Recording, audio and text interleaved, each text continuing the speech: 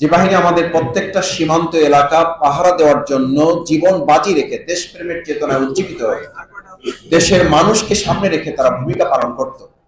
সর্বপ্রথম তারা আমাদের সেই চৌকস এবং অত্যন্ত দেশপ্রেমিক, বুদ্ধিমত্তা এবং তারা দেশ স্বাধীনতার পক্ষের একটা চেতনা যারা লালন করত, তাদেরকে হত্যা করার মধ্য দিয়ে মূলত বাংলাদেশের স্বাধীনতার সার্বভৌমত্বকে হত্যা করার সেদিন সিদ্ধান্ত তারা গ্রহণ করেছে।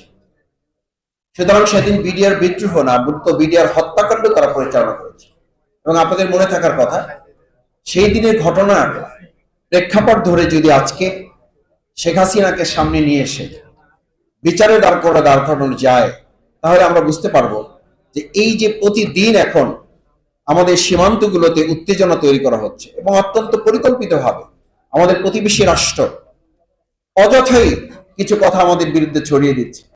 আমাদের আলু বন্ধ করে দিবে, আমাদেরকে পেঁয়াজ বন্ধ করে দিবে, আমাদেরকে রসুন বন্ধ করে দিবে, আমাদেরকে কাঁচামরিচ বন্ধ করে দিবে, আমাদেরকে ডিম বন্ধ করে দিবে। আমার কাছে খুব হাস্যকর মনে হয় যে বাংলাদেশ 2024 সালের জুলাই আগস্টে জীবন বাজি রেখে গুলির মুখে দেশ এবং খুনি হাসিনার পদত্যাগ চেয়েছিলাম, সেখানে একটা দলই পদত্যাগ করেছে। শুধু তাই না, একটা আধিপত্যবাদেরও পতন হয়েছে। সেরকম একটা রাষ্ট্রকে এখন চাল ডাল তেল আর পেঁয়াজ রসুনের হুমকি দিয়ে আমাদেরকে দমিয়ে রাখাটা বোকামি ছাড়া আর কিছুই না। এরপরে আমি আপনাদের কাছে একটা কথা বিনয়ের সাথে বলি, দেখেন বর্তমান সময় একটা নতুন কিছু কিছু জায়গায় আমি মিডিয়ার একটা ইন্টেনশন খেয়াল করি যে কোথাও একটা ছোট চাঁদাবাজির ঘটনা ঘটেছে।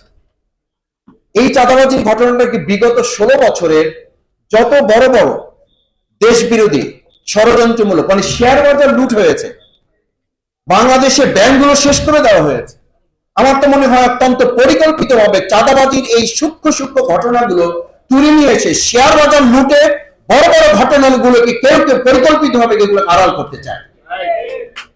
আমি অত্যন্ত ব্যর্থহীন কণ্ঠে একটা কথা বলি, বাংলাদেশ জামায়াত ইসলামী এবং আজকে বাংলাদেশ জাতীয়তাবাদী দল, আমার বীর মুক্তিযোদ্ধা আব্দুল সালাম ভাই, আমরা একসাথে রাজপথে 2012 সালে, 13 সালে, 14 সালে আমাকে যখন মোহাম্মদপুর থেকে ডিবি বিপ্লব গ্রেপ্তার করে, তখন গ্রেপ্তার করে সাথে সাথে আমাকে জানতে চেয়েছিল যে আপনি ধানমন্ডি ঢুকলেন কি করে। আমি জানতে চাইলাম আপনি এটা কি বললেন, ধানমন্ডি কি বাংলাদেশের বিচ্ছিন্ন কোনো দ্বীপ? এখানে ঢোকা যাবে না কেন? বলছে এখানে একটা পিঁপড়া ঢুকলেও আমাকে বলতে হবে, একটা পিঁপড়া বের হলেও আমাকে জানাতে হবে।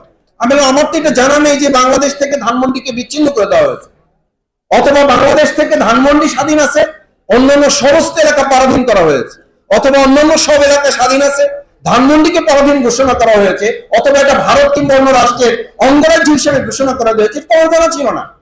সেই সময় আন্দোলনে আমরা যারা কাজ করেছি, অত্যন্ত সুপরিকল্পিতভাবে পিছন থেকে, ডানে থেকে, বামে থেকে, আমাদের পার্শ্ববর্তী রাষ্ট্রগুলো থেকে জাতীয় ঐক্য বিনষ্ট করার জন্য ক্ষুদ্র ক্ষুদ্র ইস্যুগুলো তৈরি করে কেউ কেউ বৃহত্তর ইস্যুগুলোকে আড়াল করার সুপরিকল্পিত চেষ্টা চালিয়ে যাচ্ছে।